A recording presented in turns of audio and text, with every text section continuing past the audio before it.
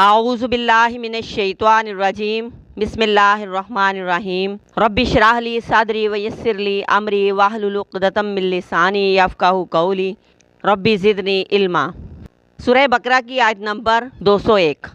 ومنہم، اور بعض ان میں سے کوئی ہے، من جو یقول کہتا ہے، ربنا اے ہمارے رب، آتنا ہمیں دے، فی الدنیا دنیا میں، حسنۃ بلائی، وفی الآخرتی اور آخرت میں، حسنۃ بلائی، واقنا اور بچا ہمیں عذاب النار آگ کے عذاب سے۔ اور فرمایا کہ سب لوگ ایک جیسے بھی نہیں ہوتے، کچھ لوگ ایسے بھی ہیں جو کہتے ہیں اے ہمارے رب، ہمیں دنیا میں بھی بلائی دے اور آخرت میں بھی بلائی دے، اور ہمیں آخرت کے عذاب سے بچا، یعنی دنیا بھی اور آخرت بھی اچھی مانگتے ہیں۔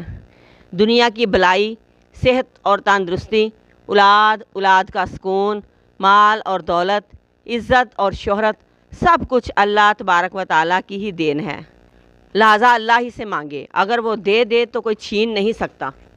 ان ساری چیزوں سے بڑھ کر انسان کو اپنے لیے دنیا میں ایمان اور ہدایت کی دعا مانگنی چاہیے کہ اللہ تبارک و تعالیٰ ہمیں دنیا میں سیدھے راستے پر چلنے کی توفیق دے، اور آخرت کی بلائی میں جنت، اللہ کا دیدار، چہروں کا روشن ہونا، اعمال نامے کا دائیں ہاتھ میں ملنا، میزان کا باری ہونا، یہ سب آخرت کی حسنات میں شامل ہیں۔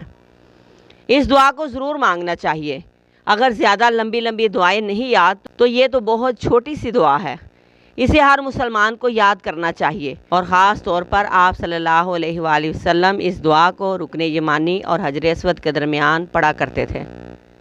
یہ دعا چھوٹی سی ہے لیکن بہت سی بلائیاں سمیٹے ہوئے ہیں۔ پھر فرمایا کہ یہ بھی دعا کرو کہ اے اللہ ہمیں آگ کے عذاب سے بچا۔ اگر قیامت کے دن اپنے اعمال سے جہنم سے نہ بچ سکا تو کامیاب نہیں، لہٰذا آخرت میں دوزخ سے بچنے کی بھی دعا ضرور کرنی چاہیے۔